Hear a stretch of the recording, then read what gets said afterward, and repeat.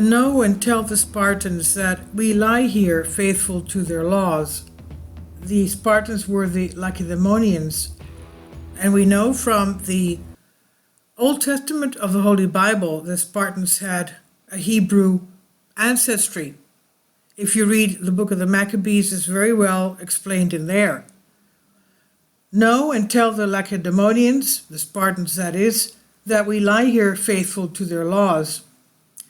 Now, it was Leonidas, one of the two kings of Sparta, that led his 300 warriors with him. Their goal was to delay the Persians so that the rest of Greece would be able to amass their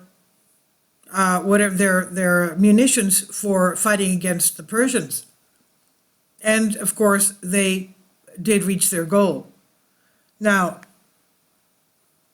looking at the field of the Battle of Thermopylae, the hot gates, they're called Thermopylae, meaning hot gates, because that area is full of geysers.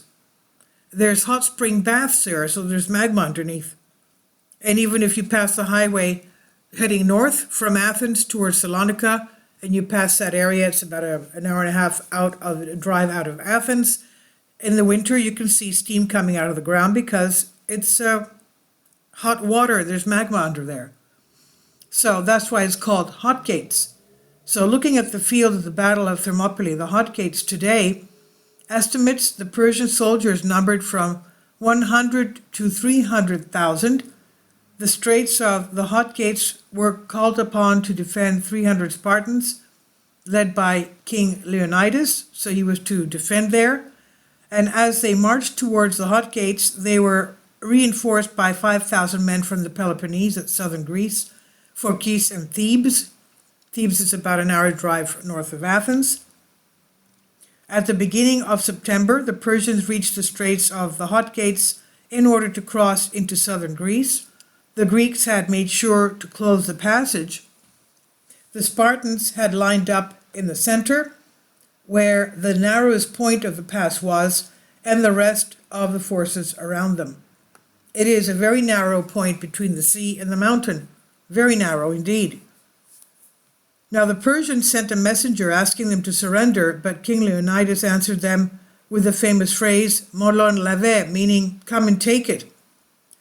Xerxes attacked the Greek soldiers with the Medes and the Kissi, and the Greeks repelled their attacks, killing many of the enemies. And according to Ctesias, the Spartans had only 3 losses. The next day, the Greeks also repulsed the Spartans, that is, repulsed the attacks of the elite battalion of the Persian Immortals, which consisted of highly trained Persian soldiers. However, on the 3rd day, they were betrayed by Ephialtes, meaning nightmare, and the Persians surrounded them. The hot gates and the 300 of Leonidas at Thermopylae have inspired and continue to inspire throughout the centuries historiography, poetry, and literature. They were heroes. They died to the last man.